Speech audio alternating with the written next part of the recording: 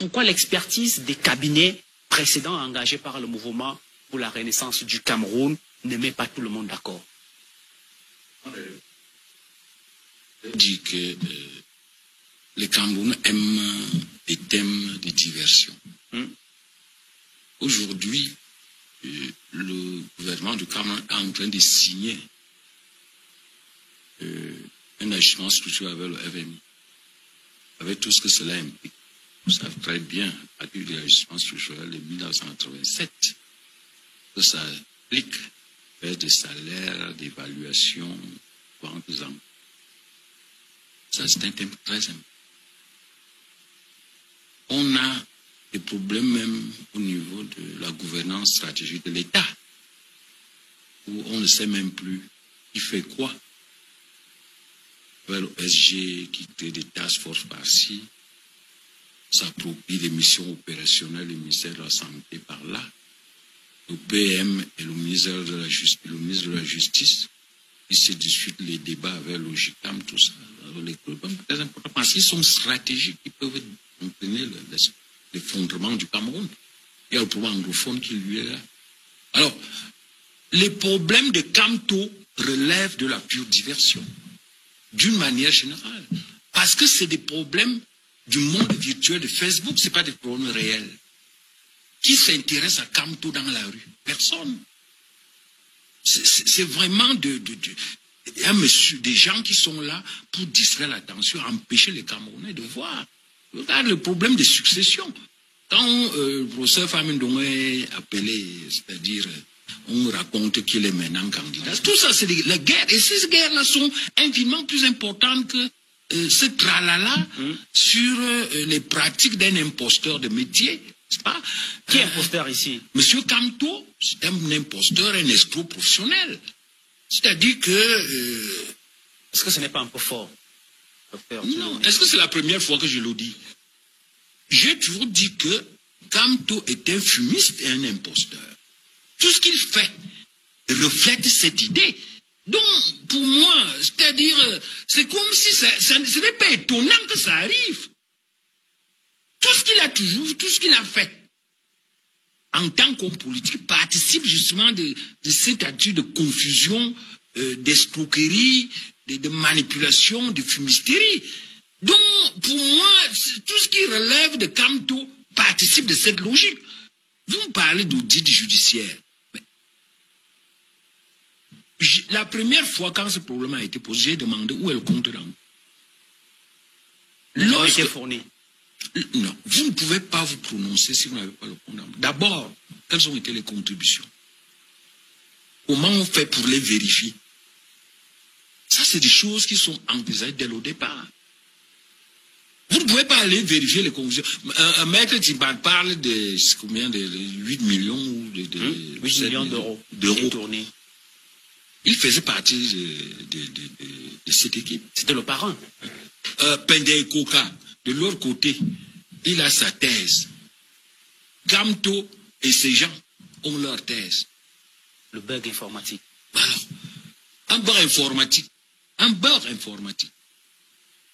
Qui ne bug que pour l'initiative de Camto. C'est un logiciel fait en Europe pour gérer les transactions en Europe, n'a trouvé d'occasion de bug que quand c'est Camto. Allons. J'ai dit, moi, une fois de plus, je ne sais pas quel engagement ce monsieur a signé avec le régime néocolonial qui est au pouvoir au Cameroun pour distraire les Camerounais chaque fois qu'on vous pose un problème. Tant qu'il y a un contrôle, ce n'est même pas un outil, je sais qu'il faut. Il faut tout simplement un examen de la police pour voir ce que cette histoire-là cache. C'est-à-dire, pour moi, ce n'est pas un problème de comptabilité pour parler d'audit. C'est un problème d'une initiative menée par un individu qui, par nature, prétend faire des révolutions, prétend faire la rébellion, a entraîné un groupe d'individus fanatisés, n'est-ce pas, ethniquement fanatisés, et qui entreprend des opérations. Je crois que là, c'est tout simplement des problèmes de sécurité et il faut voir exactement ce qu'il y a derrière ça. Tout le reste là, ça, c'est vraiment un perdant. D'accord. Parfait. Vous êtes... Quand vous acceptez d'être homme de paille à une bande de détourneurs et criminels de tout genre, il faut être prêt à payer seul en cas de pépin. Surtout si avec le gros butin, vous vous êtes montré suffisant et arrogant. Les complices de l'ombre vont vous assurer de leur soutien et aide pour vous sortir du pétrin. Plus le temps va passer, plus chacun va préparer son alibi au cas où vous veniez à parler.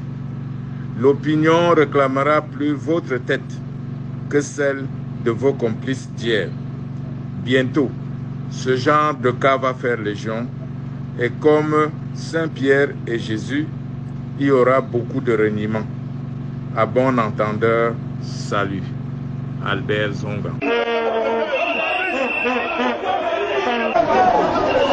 Après donc la libération de Maurice Kamto, les leaders du MRC et bien d'autres militants, ils sont 102 au total qui ont été libérés. Ils ont quitté le tribunal militaire, ils étaient à Kondengui pour la levée d'écrou et Maurice Kamto et ses militants se sont rendus au siège du MRC du côté d'Odja et actuellement ici devant sa résidence au quartier Santa Baba à Yaoundé. Les militants sont regroupés par milliers.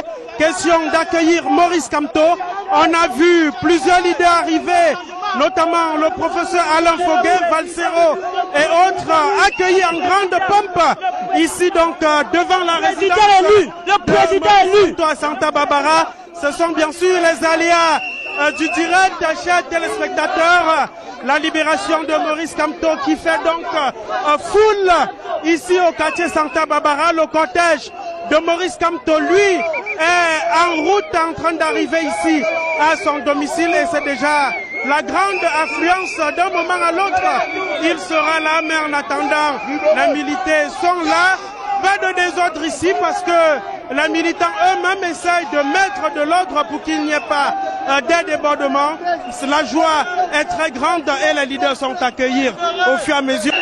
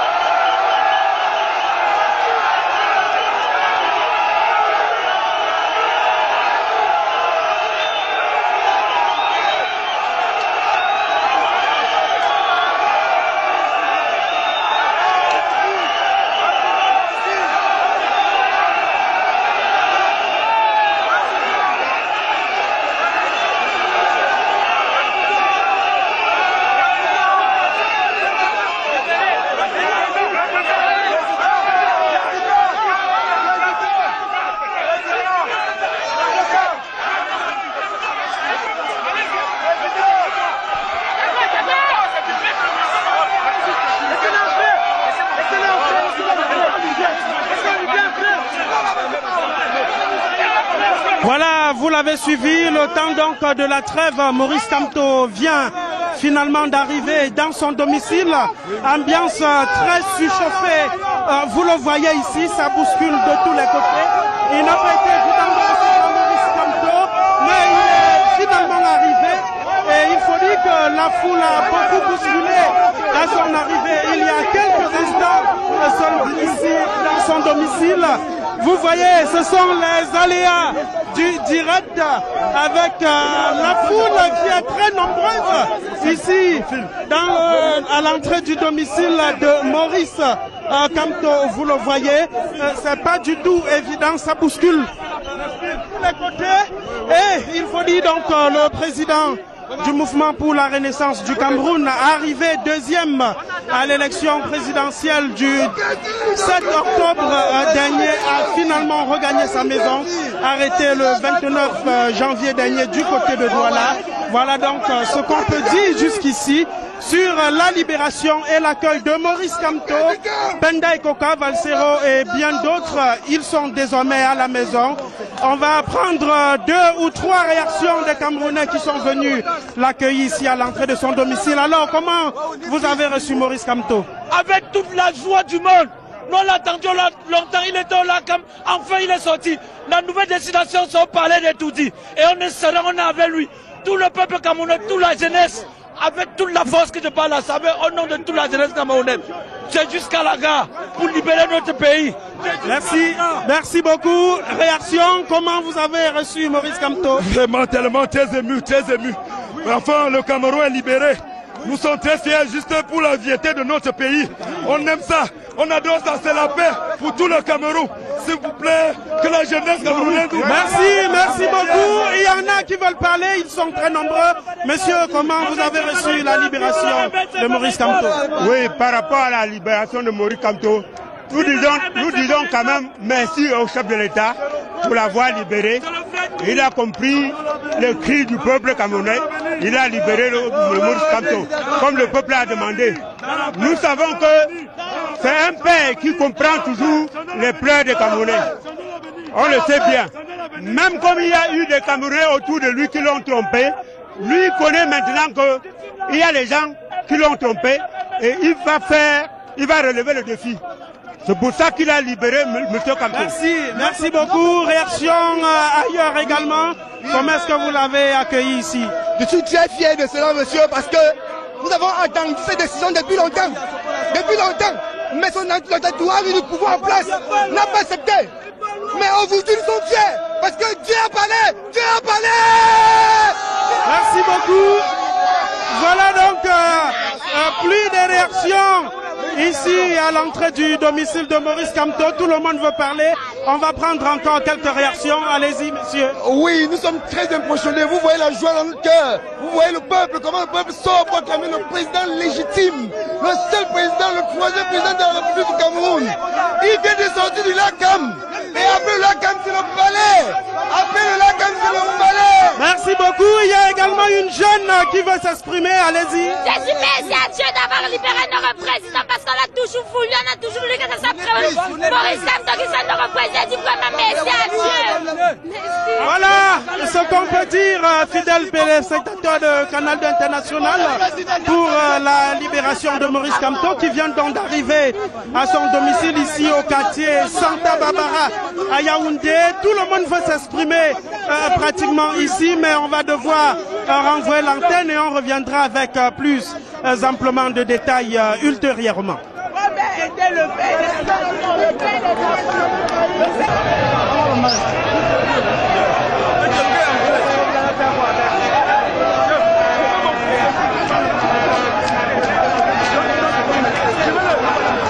Arrêté de manière arbitraire et détenu pendant plus de 8 mois. Si nous sommes là aujourd'hui, c'est grâce à votre soutien permanent. Même sur le cadavre des Camerounais pour accéder au pouvoir.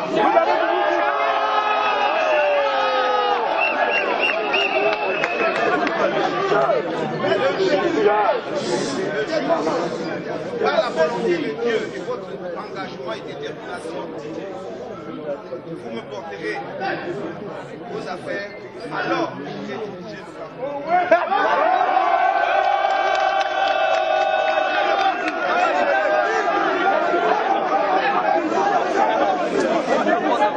Si vous savez pourquoi vous vous battez, quelle que soit la longueur du combat,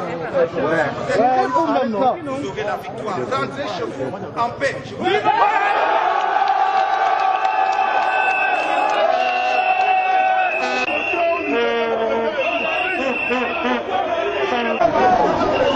Après donc la libération de Maurice Kamto, les leaders du MRC et bien d'autres militants, ils sont 102 au total qui ont été libérés. Ils ont quitté le tribunal militaire.